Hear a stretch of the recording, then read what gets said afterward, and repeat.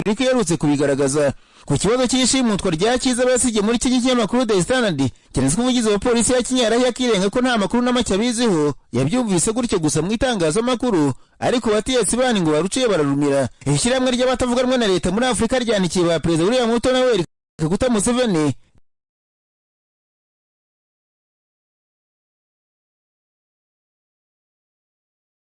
ku butegetsi bw'ibihugu Bwana Besigye akarekurwa. Guverineri Anyang' Nyong'o w'itegeko intara ya Kisumu nawe yamaganye ibyakorewe Kizza Besigye, yavuze ko icyumba cya hoteli yarimo amakuru amugira avuga ko cyinjiwemo n'abari mu nzego z'umutekano za Uganda bafashijwe na bagenzi babo ba Kenya. Colonel Dr Kizza Besigye na mugenzi we Haji Obed Rutare ubu bafungiye muri gereza ya Ruzira. Urukiko rwa gisirikare rwa Makindye rwabwiye ko bakurikiranyweho gutunga imbunda ndetse n'amasasu yazo. Ubushinjacyaha kuwa gatatu bwagaragaje ko hagati y'ukwakira no gushyingo uyu mwaka Colonel Retired Besigye, Haji Obed Rutare n'abandi bantu benshi bagiye bahurira mu nama zari zigamije gukusanya ibikoresho no kumenya aho bazabikoresha bagaba ibitero kuri Uganda. Ni inama ngo zagiye zibera mu mijyi irimo Geneve mu Busuwisi, Atene mu Bugireki na Nairobi muri Kenya. Hejuru y'uyu mugambi kandi ubushinjacyaha bwunzemo ko ubwo Besigye na mugenzi we bari ku nyubako yitwa Riverside Nairobi bafatanwe imbunda za pistori bari batunze mu buryo butemewe n'amategeko ndetse n'amasasu 8. Ni ibyaha baregwa bahakanye. Elias Rukwagunganira mu mategeko yavuze ko ibyaha baregwa gukorera muri Kenya, Ubusuwisi n'Ubugereki bikwiye guteshwa agaciro kuko urukiko nta renganyo rufite rwo kuburanisha ibyaha byakorewe mu mahanga. Besigye ubwo yahabwaga umwanya wo kwisobanura asabye kuzaburanishwa n'urukiko rwa gisirikare kuko atari umusirikare muri UPDF wo kuburanishwa n'urukiko rwa gisirikare. Ubushinjacyaha cyakora bwagaragaje ko ingingo y'Ijana y'amategeko agenga igisirikare acyemerera kuba cyaburanisha n'abasivile. Ni Nyabije mu Burundi abanyamakuru bicaye imbere mudasobwa barandika. Banditswe umuryango utareba leta urwanya ruswa n'akarengane mu Burundi Orukome wasabye guverinoma kuba imfura ikegura kuko ananiwe gukemura ibibazo byugarije Burundi. Bwana Gabriel Rufyiri uyobora Orukome yavuze ko ibiciro ku masoko mu Burundi byahenze cyane ndetse bimwe biranabura, agasanga guverinoma yo mu Burundi ikwiye gufata umwanzuro w'ikigo wo kwegura kandi bigahera kuri Minisitiri w'Ubucuruzi n'ubwo ngo ari umwanzuro usaba gutwara abo bisabwa badafite. Bwana Rufyiri avuga ko kunze kuba mu Burayi ngo iyo umuyobozi ananiwe inshingano haregura bikagaragaza ubutwari no kwicuza, agasanga ari byo bikwiye guverinoma yo mu Burundi ashinja kunanirwa. Ikinyamakuru SOS Media cyandika ko Rufyiri avuga ko ibiciro bimaze kuzamuka hagati ya 40 na 40%, agasanga guverinoma Ndayishimiye Evariste ikwiye kuguza nibura $500 z'amadolari kugira ngo igihugu kive mu manga kirimo. Ntacyo leta ya Gitega iratangaza kuri ibyo bisabwa na Orukome, ariko Minisitiri w'Ububanyi n'Amahanga Robert Shingiro aherutse kuvuga ko igihugu kiri mu murongo mwiza gitera imbere amanywa n'ijoro.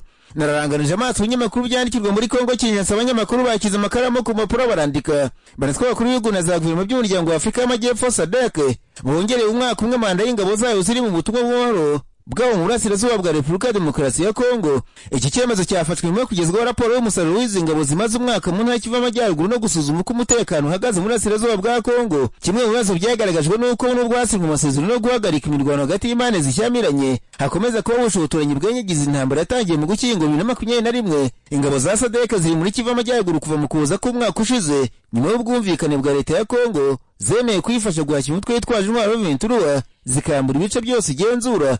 Gusa ntabwo ingabo za SADC zageze kuri iyi ntego kuko Ventura yakomeje kwagura ibirindiro muri iyi ntara yinjira muri teritwari 5 ziyigize. Ikitagezeho ni ugufata Sake na Goma gusa igenzura ibice bikikije iyi mijyi. Umutwe kandi unakomeje gushyiraho inzego z'ubuyobozi mu bice byose bitandukanye by'iriya ntara ugenzura.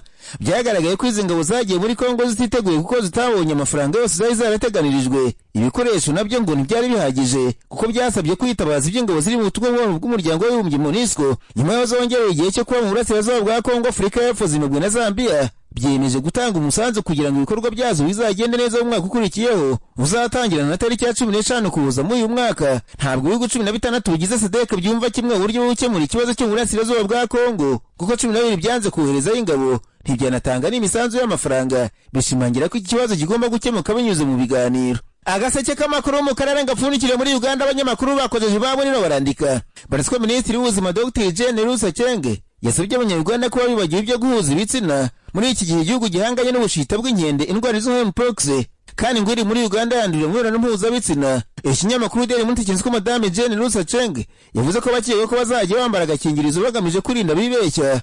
Ababwira ko nk'umuganga yakubwira ko agakingirizo karinda kwandura virusi ya sida, ariko kuri mpox yabasabye kwibagirwa gukora imibonano mpuzabitsina bitwaje ko bakambaye uko ngo ibintu bimeze nabi mu gihugu.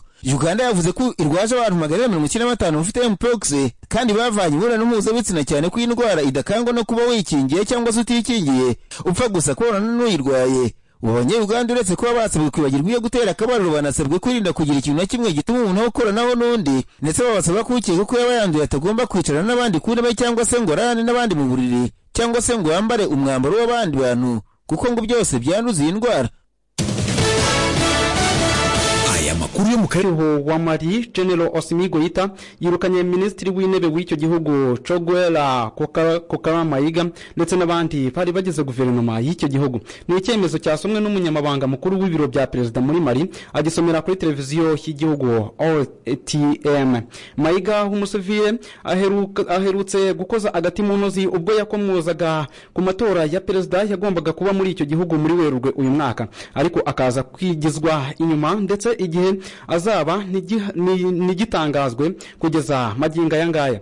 Uyu mugabo yavuze ko kuba igisirikare kidakora ibyo kiyemeje byo gusubiza ubutegetsi mu maboko y'abasivile bishobora gusubiza inyuma ibyagezweho. Asa nk'uca amarenga ko hakwiriye kumenyekana ikizakurikiraho mu minsi iri imbere, cyane cyane icyo igisirikare giteganya kubijyanye no gusubiza ubutegetsi mu maboko y'abasivile. Uyu mugabo washyizweho n'igisirikare muri 2021 bivuga ko yakoraga mu buryo budafite ubwisanzure bitewe n'umwanya we, aho kirindaga gukoma rutenderi. Icyakora iyi mvugo ntitumye areberwa izuba na General Assimi Goïta ushobora kuzayobora kugeza muri 2027, dore ko bivugwa ko ariho amatora ashobora kwimurirwa. Kuva muri 2012 Mali ihanganye n'imitwe yitwaje intwaro irimo irwanira ubwigenge, imitwe y'iterabwoba n'indi itandukanye. General Assimi Goïta yagerageje gukora iyo bwabaga mu kuyisubiza inyuma, ariko ntiyigeze agera ku rwego idashobora gukomeza kubangamira umutekano w'abaturage.